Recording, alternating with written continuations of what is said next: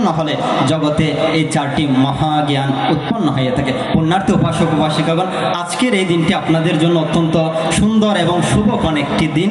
প্রতি বছরে একটি মাত্র দিন আপনাদের সম্মুখে উপস্থিত হয়।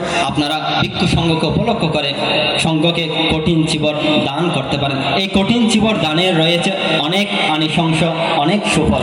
জগতে যত বুদ্ধ পাচ্ছেকা বুদ্ধ শ্রাবক উৎপন্ন হয়েছে, তারা সকলেই এই কঠিন চিবর দানের মাধ্যমে অগ্রফল, অমৃত ফল, অরহত্ত ফল প্রাপ্ত হয়েছেন। আমি কথার কলবর বাড়াবো না।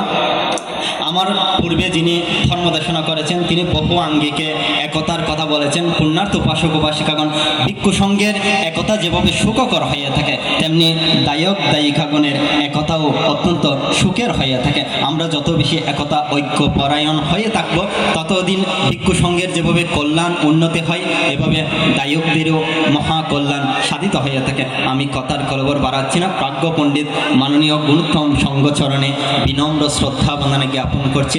আপনারা যারা উপস্থিত হয়েছেন, আপনাদের এ দানময় কুশল মহাপুণ্য বই আনুক। এই মহাপুণ্য অনন্ত জীবনে জন্ম জরা ব্যাধি আদি সমস্ত দুঃখকে ছেদন করে তৃষ্ণাকয়ের পরম এবং চরম কারণ